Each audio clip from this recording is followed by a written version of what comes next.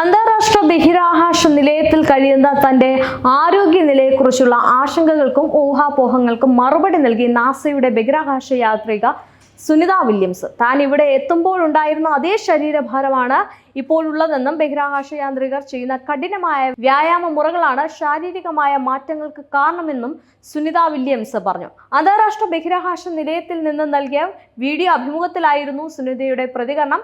ബഹിരാകാശ നിലയത്തിൽ ദിവസേന ചെയ്യുന്ന വ്യായാമങ്ങളെക്കുറിച്ചും സുനിത വില്യംസ് അഭിമുഖത്തിൽ വിശദീകരിക്കുന്നുണ്ട്. എക്സോസൈക്കിൾ, ത്രെഡ്മിൽ, വെയ്റ്റ് ലിഫ്റ്റിംഗ് തുടങ്ങിയ വ്യായാമങ്ങളാണ് ബഹിരാകാശ നിലയത്തിൽ പതിവായി ചെയ്യാറുള്ളത് എന്നും സുനിത പറയുന്നുണ്ട്. തന്റെ തുടകളും അരക്കെട്ടും അല്പം വലുതാണ്. വെയ്റ്റ് ലിഫ്റ്റിംഗ് കാരണമാണ് ഈ മാറ്റങ്ങൾ ഉണ്ടായത് എന്നും സുനിത വില്യംസ് പറഞ്ഞു. അടുത്തിടെ പുറത്തു വന്ന സുനിതയുടെ ചില ചിത്രങ്ങളാണ് അവരുടെ ആരോഗ്യനിലയെക്കുറിച്ചുള്ള അഭ്യൂഹങ്ങൾക്ക് കാരണമായിരുന്നത്. ചിത്രങ്ങളിൽ കവിൾ ഒട്ടിയ നിലയിൽ സുനിതയെ കണ്ടതോടെ ഡോക്ടർമാർ അടക്കം അവരുടെ ആരോഗ്യനിലയിൽ ആശങ്ക പ്രകടിപ്പിച്ചിരുന്നു. ദീർഘമായി ബഹിരാകാശവാസത്തിന്റെ ഫലമാണിതെന്നും ആവശ്യമായ പോഷകങ്ങൾ കിട്ടാതാവാം കവിളൊട്ടാൻ കാരണമെന്നുമായിരുന്നു ഡോക്ടർമാർ പറഞ്ഞിരുന്നത്. അതേസമയം ബഹിരാകാശ നിലയത്തിൽ കഴിയുന്ന സുനിത വില്യംസിന്റെയും ബുച്ച് വിൽമോറിന്റെയും ആരോഗ്യനിലയിൽ ആശങ്ക വേണ്ട എന്നും ഇരുവരുടെയും ആരോഗ്യം നല്ല സ്ഥിതിയിലാണെന്നുമായിരുന്നു നാസയുടെ പ്രതികരണം. ISSലെ എല്ലാ യാത്രികർക്കും ലെഫ്റ്റ് സർജൻ പതിവായി വൈദ്യപരിശോധന നടത്താറുണ്ട്. ആർക്കും ആരോഗ്യ പ്രശ്നമില്ല എന്നും നാസ വ്യക്തമാക്കിയിരുന്നു. സ്റ്റാർലൈനർ പേടകത്തിന്റെ സാങ്കേതിക തകരാറിനെ തുടർന്ന് സുനിത വില്യംസിനും ബുച്ച് വിൽമോറിനും ദീർഘനാളുകളായി ബഹിരാകാശ നിലയത്തിൽ കഴിയേണ്ടി വരുന്നത്.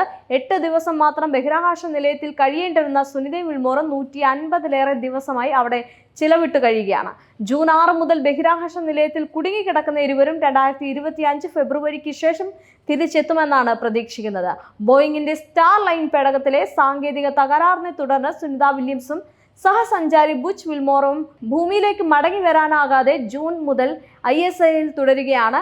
ജൂൺ 7-ന് ISSലെത്തി ജൂൺ 13-ന് മടങ്ങാനായിരുന്നു ഇരുവരുടെയും. സ്റ്റാർലൈനറിന്റെ ത്രസ്റ്റുകൾക്കുണ്ടായ തകരാർ മടക്കയാത്ര വൈകിപ്പിക്കുകയായിരുന്നു. 2025 ഫെബ്രുവരിയിൽ സ്പേസ് എക്സിന്റെ ക്രൂ 19 സംഘത്തിനൊപ്പമാണ് ഇരുവരും ഭൂമിയിലേക്ക് മടക്കിക്കൊണ്ടുവരിക. ഇത്രയും ദീർഘകാലം ബഹിരാകാശത്ത് തുടരാനുള്ള ആരോഗ്യം സുനിത വില്യംസിനുണ്ടോ എന്ന ചോദ്യമാണ് വിവാദ ചിത്രത്തിന് നേരത്തെ ഉയർന്നു വന്നിരുന്ന ചോദ്യം എന്ന് പറയുന്നത്. എന്നാൽ സുനിത വില്യംസ് പൂർണ്ണ ആരോഗ്യവതിയാണെന്നാണ് നാസ നൽകുന്ന വിശദീകരണം. നിലവിൽ അന്താരാഷ്ട്ര ബഹിരാകാശ നിലയത്തിലെ എക്സ്പോഡിഷൻ 72 പര്യവേഷണ സംഘത്തിന് നയിക്കുന്നതാണ് സുനിത വില്യംസ്. അമേരിക്കൻ, റഷ്യ ബഹിരാകാശ സഞ്ചാരികൾ ഉൾപ്പെട്ട സംഘമാണിത്. സുനിത വില്യംസും സ്റ്റാർലൈനിലെ സഹസഞ്ചാരിയുമായിട്ടുള്ള ബുച്ച് വിൽമോറും അടക്കം ISSലുള്ള എല്ലാ ബഹിരാകാശ സഞ്ചാരികളും പൂർണ്ണ ആരോഗ്യസ്ഥിതിയിലാണ് എന്നും നാസ അവകാശപ്പെടുന്നുണ്ട്. തന്റെ വ്യായാമം കാരണം അരയ്ക്ക് താഴെയുള്ള ഭാഗത്തെ പേശികളുടെ വണ്ണം കൂട്ടിയിട്ടുണ്ട് എന്നും എന്നാൽ അരയ്ക്ക് മുകളിലുള്ള ഭാഗം വണ്ണം കുറഞ്ഞതായി തോന്നുകയാണ് എന്നാണ് സുനിതയുടെ വിശദീകരണം. അന്തരീക്ഷ മർദ്ദവും ഭൂഗുരുത്വവും ഇല്ലാത്തതിനാൽ ബഹിരാകാശ സഞ്ചാരികളുടെ പേശികൾക്ക് ബലക്ഷയം സംഭവിക്കാമെന്ന് സാധാരണമായ കാര്യമാണ്. തിരികെ ഭൂമിയിലെത്തുന്ന ഇവർക്ക് മാസങ്ങളോളം നടക്കുന്നതിനും മറ്റ് കായിക അധ്വാനങ്ങൾ ചെയ്യുന്നതിനും ബുദ്ധിമുട്ട് നേരിടാറുണ്ട്. അതുകൊണ്ടാണ് സുനിത ഇത്തരം ആരോഗ്യ പ്രശ്നങ്ങൾ മുന്നിൽ കണ്ടുകൊണ്ട് വ്യായാമം ചെയ്തത് എന്നും പറയപ്പെടുന്നുണ്ട്.